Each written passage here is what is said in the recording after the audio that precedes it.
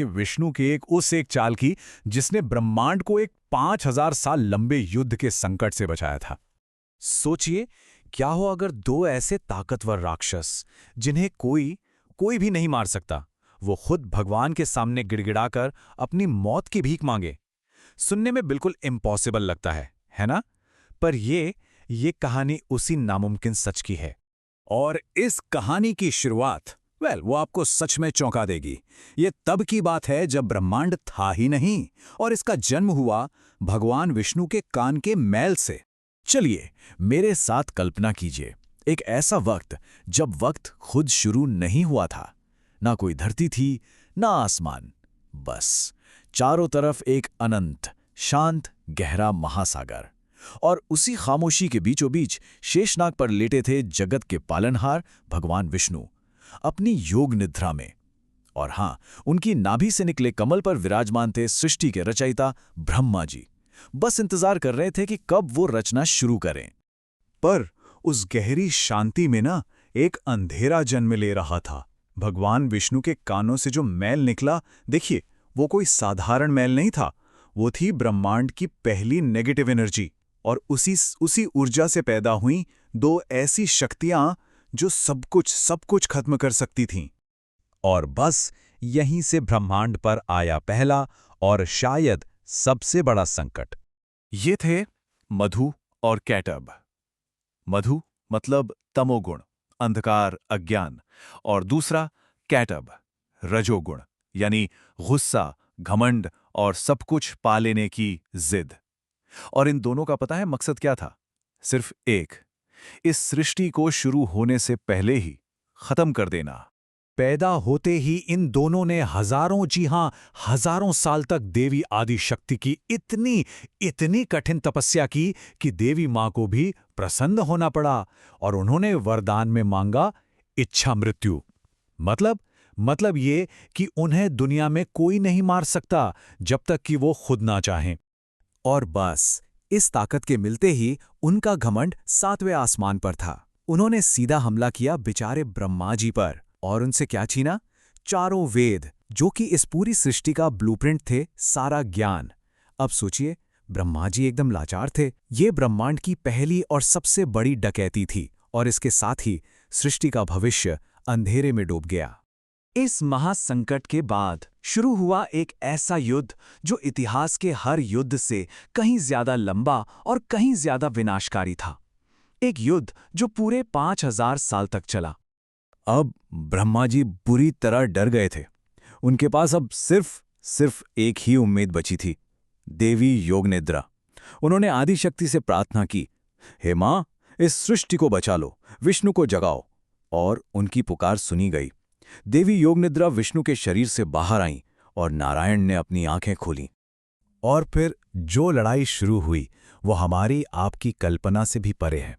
एक दिन नहीं, 1 साल नहीं, 100 साल भी नहीं, पूरे 5000 साल। आप सोच भी सकते हैं, 5000 साल तक भगवान विष्णु और वो दो राक्षस लड़ते रहे और लड़ते रहे। 5000 साल मतलब इतनी लंबी लड़ाई के बाद भी कोई नतीजा नहीं।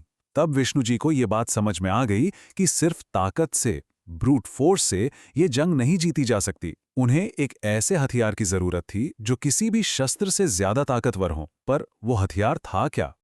और यहीं पर कहानी में आता है सबसे बड़ा ट्विस्ट। विष्णु जी ने उसी शक्ति को याद किया जिसने उन राक्षसों को ये वरदान दिया था, मां महामाया। और फिर बुना गया एक ऐसा जाल, कोई मामूली जाल नहीं, एक साइकोलॉजिकल ट्रैप जिससे बचना लगभग नामुमकिन था।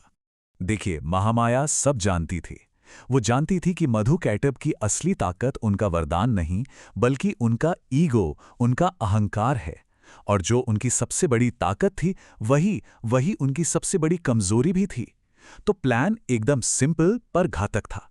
स्टेप 1, उनकी कमजोरी यानी अहंकार को टारगेट करो। स्टेप 2, एक भरम का जाल बिछाओ। और स्टेप 3, उन्हें उनके ही घमंड में फंसाकर मात दे दो। तो देवी मां उन दोनों के सामने आईं और बड़े प्यार से बोली, वाह, तुम दोनों कितने महान योद्धा हो। तुम्हारा दर्जा तो बहुत ऊंचा है। और देखो, जो बड़े होते हैं वो हमेशा अपने से छोटों को कुछ देते हैं, वरदान देते हैं। ये नारायण तो तुमसे हार रहे हैं, तुमसे छोटे हैं। क्या तुम्हें इतने महान होकर उन्हें एक वरदान नहीं देना चाहिए? कहते ना, घमंड अक्ल पर पर्दा डाल देता है। बस वही हुआ। मधु कैटब महामाया के मीठे शब्दों के जाल में बुरी तरह फंस गए और यहीं उन्होंने अपनी जिंदगी की सबसे बड़ी और आखिरी गलती कर दी। अपने अहंकार में चूर होकर उन्होंने विष्णु से कहा, मांग मांग लो विष्णु, आज हम तुम्हें कुछ भी दे सकते हैं। और तब विष्णु ने वो मांगा जिसकी उन्होंने सपने में भी कल्पना नहीं की थी। विष्णु ने कहा, अगर देना ही चाहते हो तो मुझे तुम दोनों की मौत का वरदान दो। एक पल के लिए सब शांत। वो अपने ही जाल में फंस गए थे, लेकिन वो राक्षस थे, चालाक थे। उन्होंने अपना आखिरी दांव खेला। बोले, ठीक है विष्णु, मंजूर है, पर हमारी एक शर्त है। तुम हमें सिर्फ उस जगह मार सकते हो जहां पानी की एक बूंद भी ना हो। अब वो ये जानते थे कि चारों तरफ तो अनंत महासागर है, ये तो नामुमकिन है।